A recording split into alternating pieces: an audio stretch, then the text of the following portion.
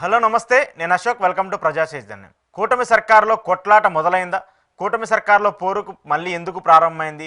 Pawan Kalyan versus లోకేష్గా కూటమిలో రాజకీయం ఎందుకు జరుగుతుంది? ఇప్పుడు ప్రస్తుతం ఇదే ఏపీ రాజకీయాల్లో ఆసక్తికరంగా మారాయి. కూటమిలో జరుగుతున్నటువంటి గొడవలు, కూటమికి సంబంధించిన ప్రశ్నలు మొత్తం కూడా ఇప్పుడు వైసీపీకి అడ్వాంటేజ్గా మారుతుంది. మరోవైపు అమిత్ షా పర్యటన వల్ల ఒరిగింది ఏమీ లేదంటూ కూడా వైసీపీ నేతలందరూ కూడా ధీటుగా మాట్లాడుతూ వస్తున్నారు.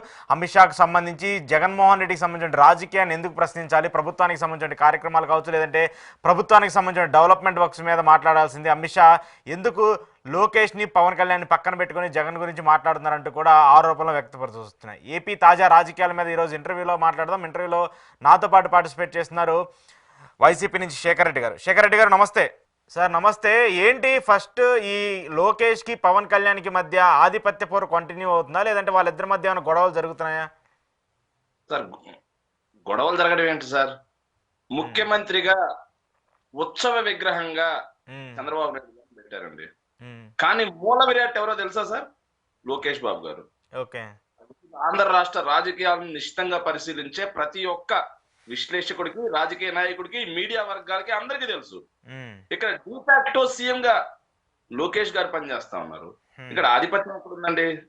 నాకు తెలిసి మా మా మా కొద్దిగా రాజకీయాల గురించి పరిజ్ఞానం ఉన్నాడైనా సరే, చంద్రబాబు నాయుడు గారన్నా, తెలుగుదేశం పార్టీ అన్నా పవన్ కళ్యాణ్ గారికి అచంచలమైన భక్తి, అంతకు మించి విశ్వాసం ఉన్నాయి సార్. అలాగే పవన్ కళ్యాణ్ గారి మీద ఏదైతే చంద్రబాబు నాయుడు గారికి ప్రేమ, వాత్సల్యం రెండు ఉన్నాయి సార్.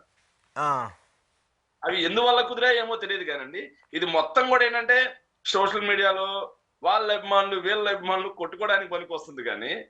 కానీ పవన్ కళ్యాణ్ గారికి కావాల్సింది ఏంటి? అతను ఇప్పుడు మంత్రిగా ఉన్నాడు, తన అన్నకి కేంద్రంలో ఏదో పదవి కావాలి. రెండో అన్నటువంటి నాగబాబు గారికి రాష్ట్రంలో మంత్రి పదవి కావాలి. అతనికి కావాలి. అభిమానులతో పనే ఉంది పవన్ కళ్యాణ్ గారికి. అభిమానులు మళ్ళీ ఎప్పుడు కార్యకర్తలు అనేది లేదు, ఆ పార్టీకి కార్యకర్త అనేది లేదు. ఎందుకంటే అది నిర్మాణాత్మకంగా లేని పార్టీ, అభిమానులతో మాత్రమే ఉన్న పార్టీ. అభిమానులతో మళ్ళీ ఎప్పుడు పని? 2029 ఎన్నికలకి ముందు లేదు.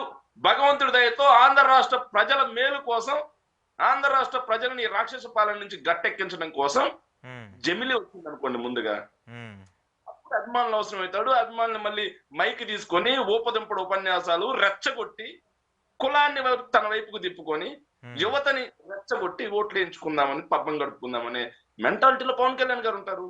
అంతేగాని వాస్తవం అండి, నిజం చెప్తున్నా అండి, నిన్నటి నుంచి నేను ట్విట్టర్ వేదికగా, ఏదైతే ఫేస్బుక్ వేదికగా చూస్తుంటే పాపం అండి, ఏదైతే మన శక్తి చుక్క పవన్ కళ్యాణ్ గారు చేసిన త్యాగానికి, జన సైనికులు చేసిన త్యాగానికి, వేల మహిళలు చేసిన త్యాగానికి కనీసం సార్ వాళ్ళని అన్నేసి తిట్లు, బూతులు సార్, మరీ దారుణం, అన్నేసి బూతులు తిట్టడానికి ఈ ఎల్లోకి మనసు ఎట్లా ఒప్పిందో కూడా అర్థం కావట్లేదు. చూస్తుంటే మాకే కడుపు తరుక్కుపోయింది సార్ పాపం.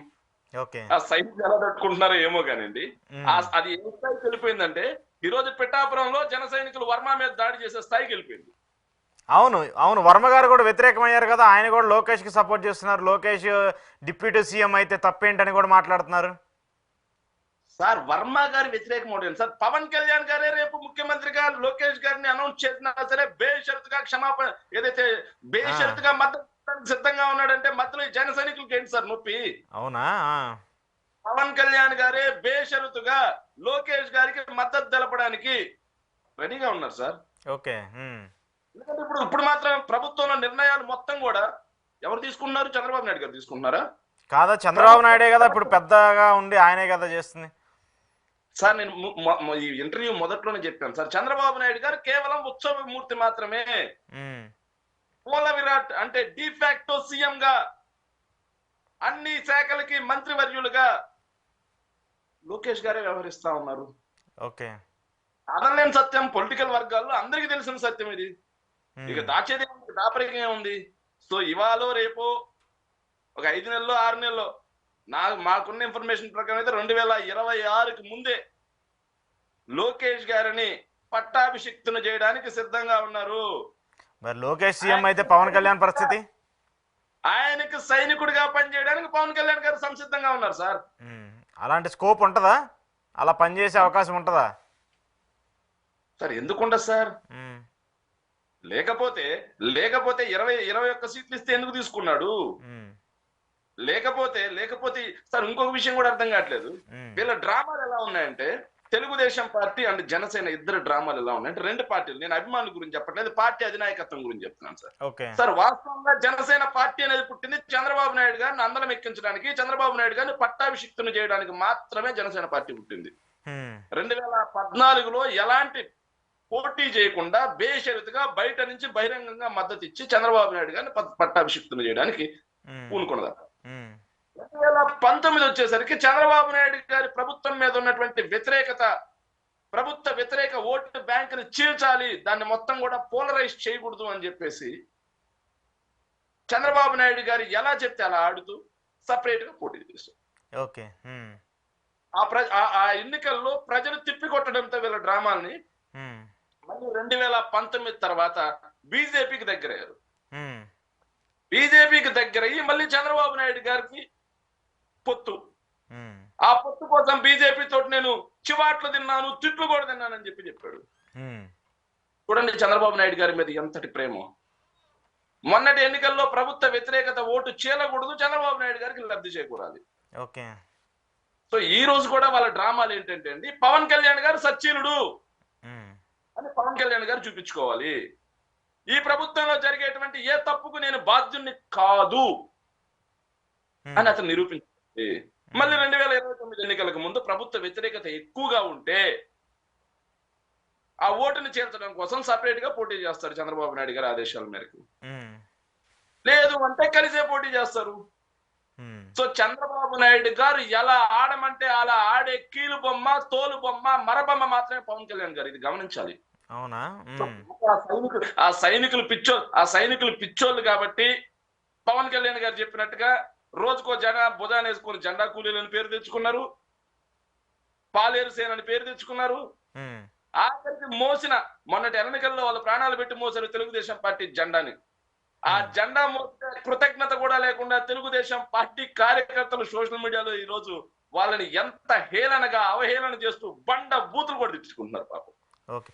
ఎందుకు ఇప్పుడు నాకు ఒక పాయింట్, ఇప్పుడు నాకు ఒక పాయింట్ శేఖర్ రెడ్డి గారు, ఇప్పుడు లోకేష్ డిప్యూటీ సీఎం అయితే మీకేమైనా భయమా వైసీపీకి, లేదంటే పవన్ కళ్యాణ్ డిప్యూటీ సీఎం ఉంటే మీకేమైనా భయమా? సార్ మాకోటి అర్థం కావట్లేదు, ఇప్పుడు మాత్రం లోకేష్ సీఎం గానే ఉంటున్నాడు అంటున్నాం కదా సార్, ఇంకా డిప్యూటీ సీఎం ఏముంది, డైరెక్ట్ సీఎం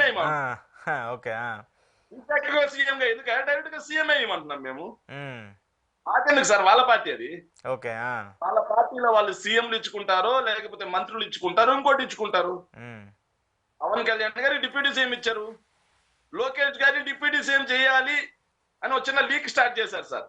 అవును, రాజేష్ నుంచి స్టార్ట్ చేసి ఏదైతే ఆంధ్రజ్యోతి రాధాకృష్ణ దగ్గర నుంచి రాపిచ్చి, ఏబిఎన్ లో వెంకటకృష్ణ ద్వారా చర్చలు పెట్టించి, టీవీ5 లో చర్చలు పెట్టించి, తర్వాత పొలిట్ బ్యూరో సభ్యుల చేత వరుసగా స్పీచ్లు ఇప్పిస్తూ ఏదైతే శ్రీనివాస్ రెడ్డి గారు, సోమిరెడ్డి చంద్రమోహన్ గారు, వర్మ గారు, ఆఖరికి దేవినేని ఉమా గారు, అవును, వీళ్ళందరి చేత సోషల్ మీడియాలో అలా విధంగా పత్రికాముఖంగా మీడియా ముఖంగా మాట్లాడించి ప్రజల్లోకి నెమ్మదిగా ఇంజెక్ట్ చేస్తున్నారండి. నెమ్మదిగా ఇంజెక్ట్ చేస్తూ డైరెక్ట్ గా లోకేష్ బాబు గారిని డిప్యూటీ సీఎం గా కాకుండా పార్టీ భవిష్యత్తు కోసం సార్ లోకేష్ బాబు గారిని సీఎం కుర్చీలో కూర్చోబెట్టడానికి మేము నిర్ణయం తీసుకోవడం జరిగింది అని చెప్పి 2026కు ముందే జరగబోతుంది. దానికి బేషరతుగా నేను మద్దతు తెలుపుతున్నాను అని చెప్పి పవన్ కళ్యాణ్ గారు స్టేట్మెంట్ ఇవ్వడం జరుగుతుంది. మధ్యలో వీళ్ళు జన సైనికులు పిచ్చోళ్ళలాగా వాళ్ళని కొట్టుకోవడం తప్పిస్తే ఏం ఉపయోగం లేదండి. ఎంత దారుణం అంటే సార్, నిన్న ట్విట్టర్ స్పేస్ పెట్టి ట్విట్టర్ స్పేస్ సార్ నేను నైట్ విన్నాను సార్. ఎంత దారుణం అంటే పవన్ కళ్యాణ్ గురించి మాట్లాడుతూ సార్ ఇంకెంతకు మించి వెళ్ళలేదు సార్. అవసరమైతే ఎవడ్రా పవన్ కళ్యాణ్ లోకేష్ బాబు గారి భవిష్యత్తుకి అడ్డొస్తాడంటే ఆ రోజు తెలుగుదేశం పార్టీ కోసం ఎన్టీఆర్ నైతే ఎలా బయటకు గెంటామో అలాగా చంద్రబాబు నాయుడు గారిని కూడా గెట్టడానికి సిద్ధం, ఇసురు బయట దొప్పడానికి కూడా సిద్ధం అని చెప్పి ట్విట్టర్ స్పేస్ లో టీడీపీ వాళ్ళు మాట్లాడుతున్నారు సార్. అవునా? ఓకే. ఓకే. చంద్రబాబు నాయుడు గారిని కూడా బయటికి దొప్పడానికి సిద్ధం అని చెప్పి టీడీపీ శ్రేణులు మాట్లాడుకుంటున్నాయి. ఇక అట్లాంటిది జన సైనికులు అడిగినట్టుగా లోకేష్ కి డిప్యూటీ సీఎం ఇస్తే మా పవన్ కళ్యాణ్ కి సీఎం ఇవ్వాలి అని జన సైనికులు అడిగితే వీళ్ళు ఒప్పుకుంటారా సార్? ఆ ఛాన్స్ ఉండదు కదా అసలు. ఉమ్, ఎంతవరకు తెలుగుదేశం పార్టీ జనసేనని కేవలం వాళ్ళకి బానిసత్వం చేసే ఒక పాలేరు సేనగా, సైనికుల్ని వాళ్ళ జెండాలు మోసే జెండా కూలీలుగా మాత్రమే వాడుకోవడానికి ఇష్టపడతారు తప్పిస్తే ఓకే. వాళ్ళని అందలం ఎక్కించడానికి తెలుగుదేశం పార్టీ కార్యకర్తలు ఏనాడు ఒప్పుకోరు. ఉమ్, ఉమ్. కానీ ఎందుకు బీజేపీ ఇంత జరుగుతున్నా సైలెంట్గా ఉంటుంది? పవన్ కళ్యాణ్ని వాళ్ళేమో పవన్ కళ్యాణ్కి ఎక్కువ ఇంపార్టెన్స్ ఇస్తున్నారు బీజేపీ వాళ్ళు, టీడీపీ వాళ్ళు మాత్రం పవన్ కళ్యాణ్ సైడ్ చేయడానికి చూస్తున్నారు, ఎందుకు? సార్ బీజేపీ రాజకీయం తెలుగుదేశం పార్టీ రాజకీయం ఇంకా పవన్ కళ్యాణ్ కొంట పట్టినట్లేదు సార్. అవునా? ఓకే. పొరపాటున పవన్ కళ్యాణ్ కూటమిలో నుంచి బయటకు రమ్మనండి, బీజేపీ నుంచి ఏ ఒక్కరు సపోర్ట్ చేయరు. ఆఖరికి పవన్ కళ్యాణ్ కి చెందినటువంటి లెజిస్లేచర్ పార్టీ మొత్తం టీడీపీలో విలీనమైంది, లేకపోతే బీజేపీలో విలీనమైంది. పవన్ కళ్యాణ్ గారు ఒక్కరిని నిలబడతారు పక్కన. ఓకే. ఓకే. పక్కకు వచ్చేమనండి. బీజేపీకి ఈ రోజు పవన్ కళ్యాణ్ గారితో ఏం పనండి? అవసరం ఎవరితో? ఎంపీలు ఎక్కువగా ఉంది ఎవరికి? కేవలం కేవలం టీడీపీకి ఉన్నాయి. ఆ ఎంపీలు మాత్రమే అక్కడ అవసరం. ఇక జనసేనకి సంబంధించిన 2 ఎంపీలు. బాలశౌరి గారికి ఒక్క మాట అంటే ఉస్కో అంటే డిస్కో అంటే అవతల దూకేస్తారు బాలశౌరి గారు. ఆయన బాగా ఆయనకి జంపింగ్ పారాషూట్ బ్యాచ్, ఆయన వెంటనే దూకేస్తాడు. ఇంకా పవన్ కళ్యాణ్ గారితో పని ఏంటండి? పవన్ కళ్యాణ్ గారు తనను తాను ఎక్కువ ఉంచుకున్నాడు బీజేపీతో ఎక్కువ సఖ్యతని. బీజేపీతో మిత్రత్వం అనేది రాక్షస కౌగిలి లాంటిది అనేది, రాక్షస కౌగిలి ధృతరాష్ట్ర కౌగిలి అనేది మనకందరికి ఏదైతే భారతదేశ రాజకీయాల్లో తేటతెల్లం అవుతా ఉంది. గమనించాం మనం, ఎన్ని పార్టీలు పోయాయి బీజేపీతో మిత్రత్వం పెట్టుకునే ధృతరాష్ట్ర కౌగిలిలో. ఏదైతే అది కంచు స్తంభం నలిగిపోయినట్టుగా ప్రాంతీయ పార్టీలు ఎన్నిపోయాయి. పవన్ కళ్యాణ్ గారిని కూడా ఎంతవరకు అవసరమో అంతవరకే వాడతారు వాళ్ళు. ఓకే. అలయన్స్ లో నుంచి పవన్ కళ్యాణ్ గారు బయటకు వస్తే, పవన్ కళ్యాణ్ గారు తప్పిస్తే జనసేనలో ఏ ఒక్క ఎమ్మెల్యే మిగలరు. మొత్తం ఏదో టీడీపీ ఆర్ బీజేపీ. ఓకే. పార్టీనే విలీనం చేసి పవన్ కళ్యాణ్ గారిని బయట వేసిన ఆశ్చర్యపోక్కర్లేదండి. ఓకే. ఓకే. పవన్ కళ్యాణ్ గారికి బాగా తెలుసండి. అవునా? పవన్ కళ్యాణ్ గారికి తన స్థాయి అంటే పవన్ కళ్యాణ్ గారికి బాగా తెలుసు. అందుకే చెప్పారు కదండి, మరో 15 ఏళ్ళు తెలుగుదేశం పార్టీ జెండా మోయడానికి నేను సిద్ధమే అన్నాడు ఆయన. ఆయనే 15 ఏళ్ళు మోయడానికి సిద్ధం అంటుంటే పాపం వీళ్ళకి ఎందుకు సార్? పాపం జన సైనికులకి వాళ్ళు అనవసరంగా ఆదేశాలకు అనవసరంగా తిట్టించుకుంటున్నారు సార్. సార్ బాధేసింది సార్ పాపం. వాళ్ళు చేసిన త్యాగాలకి, వాళ్ళు చేసిన పోరాటానికి తెలుగుదేశం పార్టీ వాళ్ళు తిట్టిన తిట్లకి వాళ్ళకి తిట్టడానికి మనసు ఎక్కడ అర్థం కాలేదు సార్. అన్ని తిట్లు బండ బూతులు సార్. అవును, సోషల్ మీడియాలో ఎక్కువ వార్ నడుస్తుంది వీళ్ళిద్దరి మధ్య.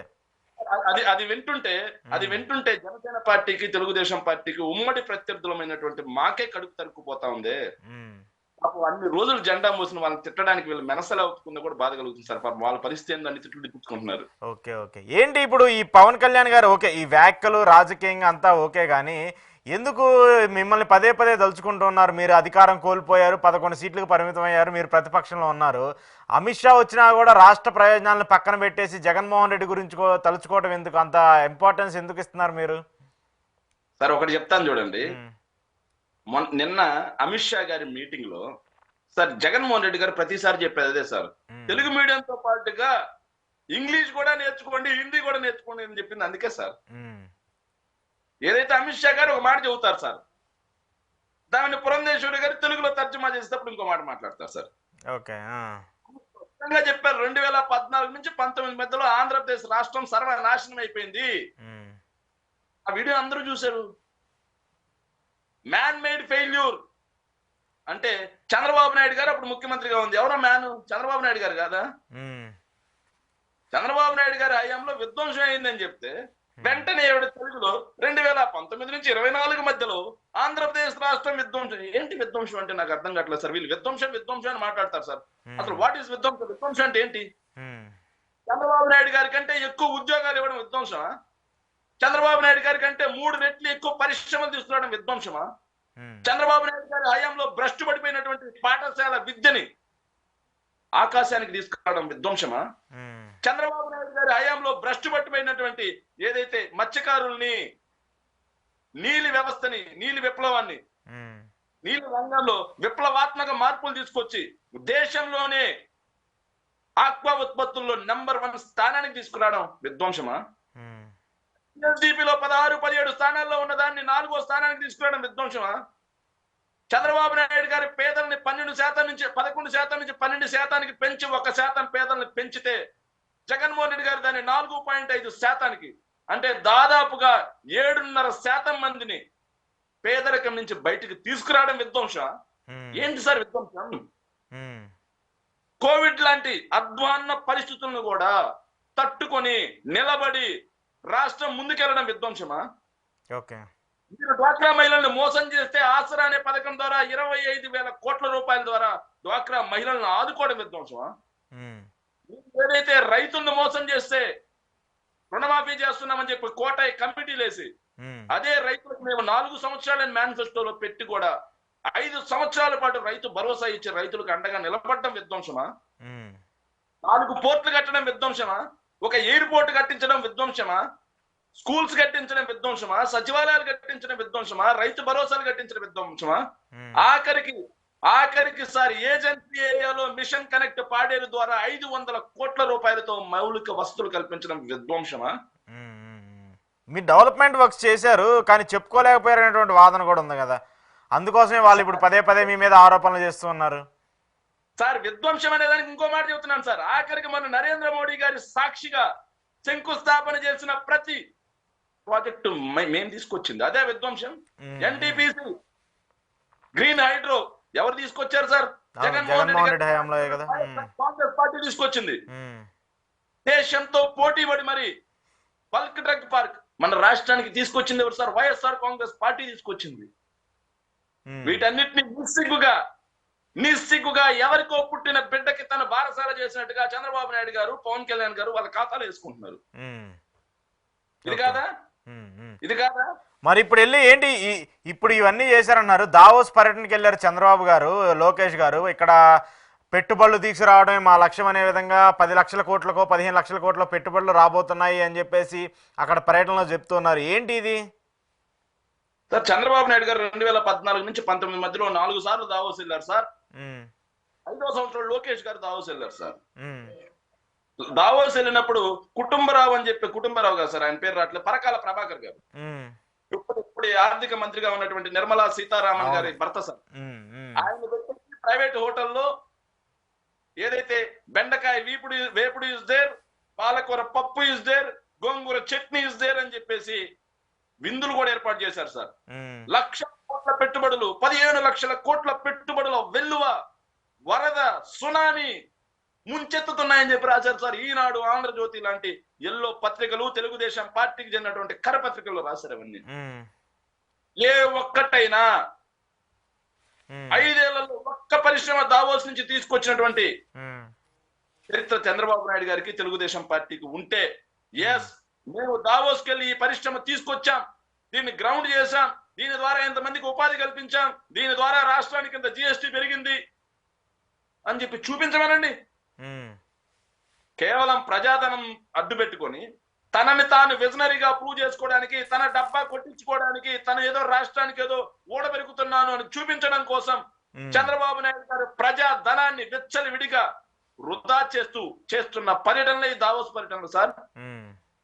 అలాంటారా? ఎందుకు ఇచ్చారండి? ఆఖరికి జాతి పత్రికలకే కాకుండా జాతీయ మీడియాకు కూడా తన ప్రమోషన్స్ కోసం ఇచ్చారు, డబ్బులు ఇచ్చారు. ప్రమోషన్స్ కోసం కోట్లాది రూపాయలు ఎందుకు వెచ్చిస్తున్నాడు? ఎందుకు? ఎవరి డబ్బది? ప్రజాధనం కాదా? డబ్బు సార్. ఏదైతే చంద్రబాబు నాయుడు గారు సార్, బాగా వినాలి సార్, ప్రజలకు కూడా తెలియాలి సార్. చంద్రబాబు నాయుడు గారు ఆ రోజు సార్ 2015లో సార్ 15 జనవరిలో వెళ్ళాడు sir. Microsoft founder Bill Gates, CEO సత్యనాథలతో ఆయన మీటింగ్ అయ్యాడు సార్. విశాఖ మైక్రోసాఫ్ట్ తో, ఏదైతే మైక్రోసాఫ్ట్ తో పాటుగా ఇన్ఫోసిస్, విప్రో డేటా సెంటర్లు అని చెప్పి ప్రచారం చేశారు సార్. నాడు హైదరాబాద్ కి మైక్రోసాఫ్ట్ తీసుకొచ్చిన ఘనత చంద్రబాబు నాయుడు గారిది. నేడు విశాఖ తీసుకొస్తున్నాడు. విశాఖ మరో హైదరాబాద్ గా మారిపోతుంది, విశాఖ మరో ఐటీ హబ్ గా మారిపోతున్నాడు సార్. 4 ఏళ్ళు ఉన్నారు సార్ ముఖ్యమంత్రిగా. ఏమైంది సార్ మైక్రోసాఫ్ట్? ఏమైంది సార్ గూగుల్? ఇంకోటి, రాష్ట్రంలో భారీ హార్డ్వేర్ పరిశ్రమ వస్తుంది, 1,00,000 కోట్లు పెట్టుబడులు అన్నారు సార్ అదే సంవత్సరంలో. ఎక్కడ?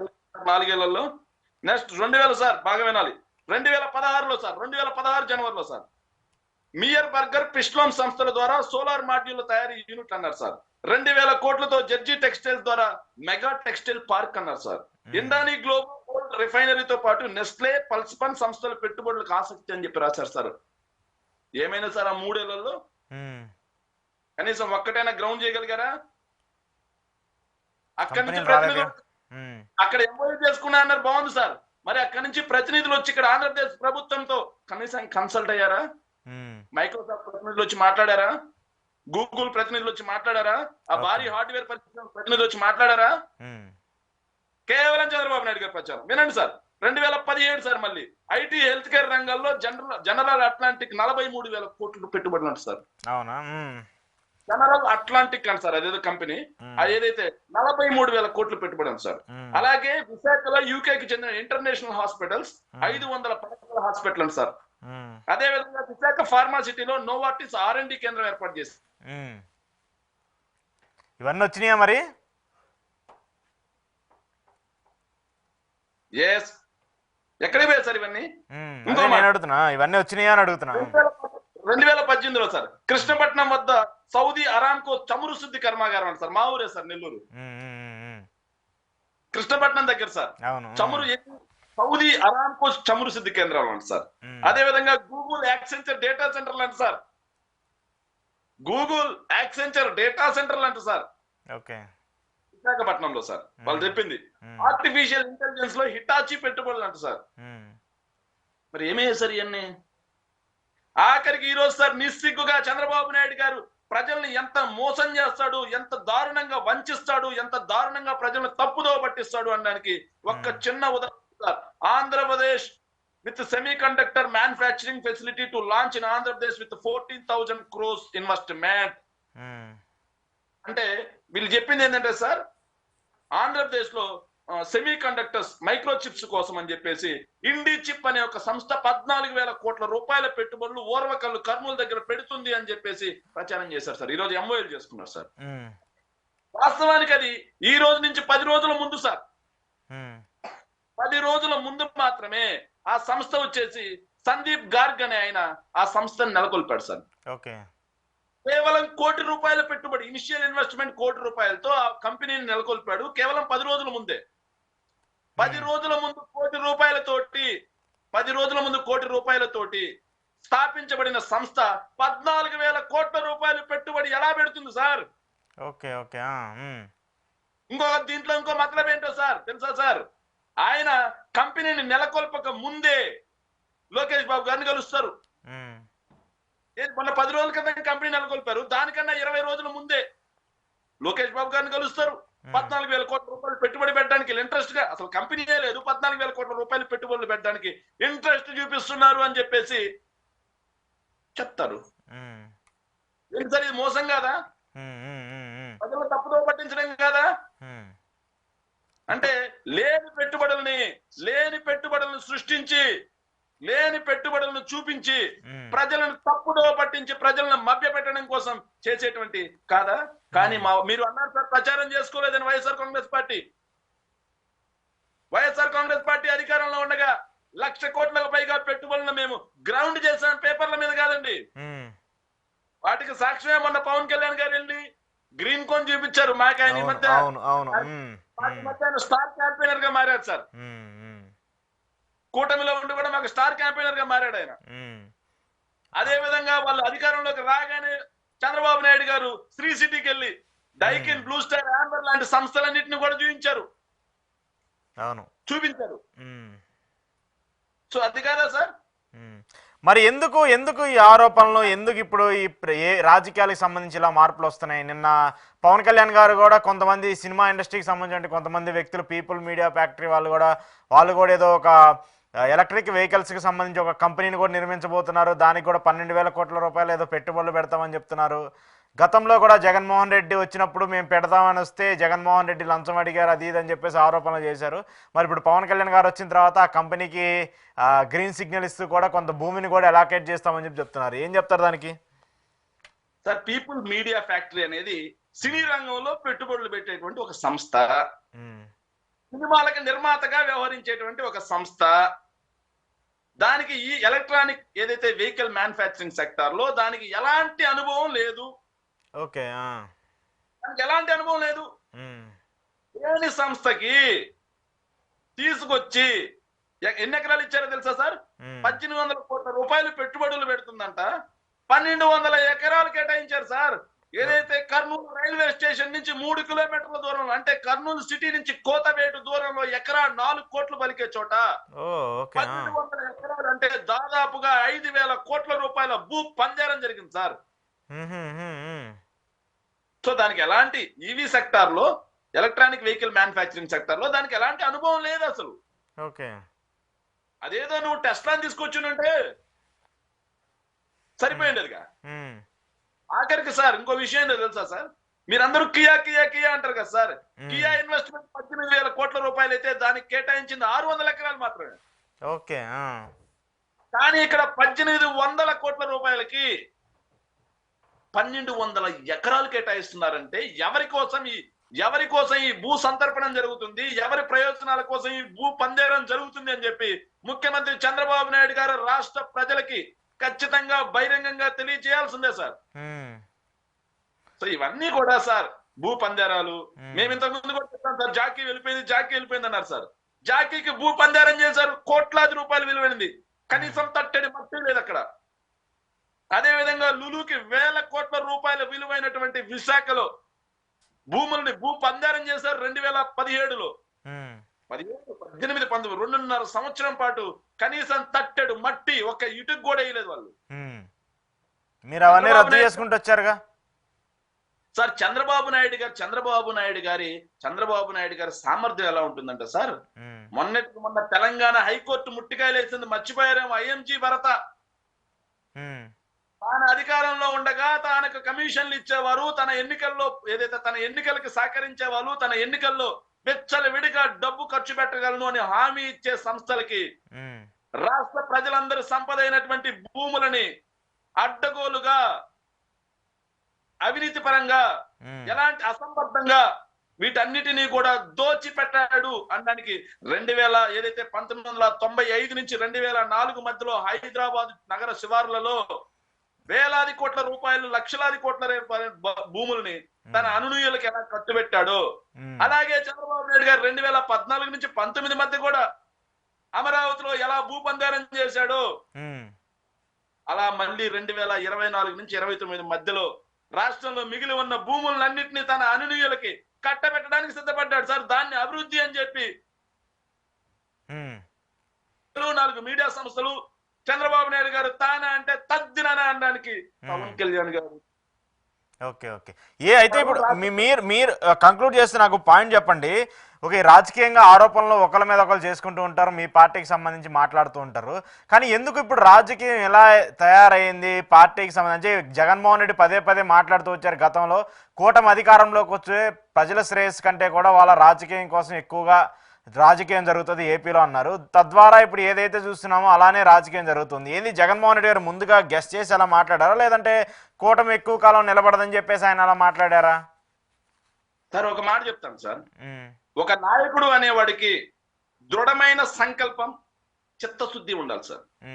అది అతను బాగుపడడం కోసం కాదు, అతని అనునీయులను బాగు చేయడం కోసం కాదు, తనకు సంబంధించినటువంటి బినామీలను బాగు చేయడం కోసం కాదు సార్. రాష్ట్ర ప్రజలను బాగు చేయాలి, రాష్ట్రాన్ని అభివృద్ధి పదంలో తీసుకెళ్లాలి అంటే దృఢమైన సంకల్పం, నిజమైన చిత్తశుద్ధి ఉండాలి సార్. అలాంటి చిత్తశుద్ధి సంకల్పం రాజశేఖర రెడ్డి గారిలో చూసాం సార్. 2004 నుంచి 2009 వరకు ఉమ్మడి ఆంధ్రప్రదేశ్ స్వర్ణాక్షరాలతో లిఖించబడింది. ఎలా తెలుసా సార్? ఒకవైపు అభివృద్ధి, మరోవైపు సంక్షేమం, 2 జోడు గుర్రాల్లో పరిగెత్తాయి. సో మళ్ళీ 2014లో చంద్రబాబు నాయుడు గారు ఎక్కిన తర్వాత ఆ అభివృద్ధి కుంటుపడిపోయింది ఆంధ్ర రాష్ట్రం. రంగాల్లో వెనకబడిపోయాం. కానీ వాటన్నిటినీ మేము కన్క్లూజన్ కి తీసుకొచ్చి రాష్ట్రాన్ని అభివృద్ధి పదంలో సంక్షేమ పరంగా ముందుకు తీసుకెళ్తున్న టైంలో ఈ కూటములు, పత్రికా సంస్థలు, బినామీ సంస్థలు, ఏదైతే కార్పొరేట్ సంస్థలు, వీళ్ళందరూ మూకుమ్మడిగా కలిసి అప్పటి మా ప్రభుత్వం మీద విడిగా దుష్ప్రచారం చేయడమే కాకుండా, అబద్ధాలు చెప్పడమే కాకుండా, సంక్షేమం మాకు మించి చేస్తాం, ఉద్యోగాలు మాకు మించి ఇస్తాం అని తప్పుడు హామీలు ఇస్తే రాష్ట్ర ప్రజలు నమ్మి ఓట్లేశారు. కానీ అది ఏ కోశాన ఆ దిశగా వాళ్ళు అడుగులేస్తున్న పాపాను పోలేదు. రాష్ట్ర ప్రజలు మొత్తం గమనిస్తా ఉన్నారు. వ్యవసాయదారుల దగ్గర నుంచి, మహిళల దగ్గర నుంచి, విద్యార్థుల దగ్గర నుంచి, ఏదైతే ఉపాధ్యాయుల దగ్గర నుంచి ఆఖరికి విద్యార్థుల వరకు, నిరుద్యోగుల వరకు ప్రతి ఒక్కరూ గమనిస్తున్నారు సార్ దీన్ని. అయ్యో తప్పు చేశాం, నిజమైన చిత్తశుద్ధి సంకల్పం కలిగినటువంటి జగన్మోహన్ రెడ్డి గారిని మనం ఓడించుకొని తప్పు చేశాం అని రాష్ట్రంలో ఈ రోజు ప్రతి ఒక్కరూ ముక్త కంఠంతో రోధించే పరిస్థితి ఉంది సార్. ఇష్టమైన రాష్ట్రంలో ఇలాంటి కూటములకి, జిమ్మిక్కలకి, తప్పుడు ప్రచారాలకి ప్రజలు మోసపోయే పరిస్థితి లేదు. ఎందుకంటే నిజమైన అభివృద్ధి, సంక్షేమం ఎవరి ద్వారా సాధ్యమో ప్రజలకు ఈ రోజు అర్థమవుతుంది సార్. ఓకే ఓకే ప్రజలు ఆలోచిస్తున్నారు కూడా. మీ పరిపాలనకి ప్రస్తుతం ఉన్నటువంటి కూటమి పరిపాలన కూడా బేరేజ్ వేసుకుంటూ ఉన్నారు. మరి చూద్దాం, మరి మీరు అన్నట్టు ఈ పవన్ కళ్యాణ్ గారు లోకేష్ గారిని సీఎం చేస్తారా లేదా, రాజకీయాల కోసం ఇవన్నీ జరుగుతాయనేది కూడా. థ్యాంక్ యూ శేఖర్ రెడ్డి గారు, థ్యాంక్ యూ వెరీ మచ్. ఇది ఈరోజు శేఖర్ రెడ్డి గారితో స్పెషల్ ఇంటర్వ్యూ. చూస్తూనే ఉండండి ప్రజా చైతన్యం.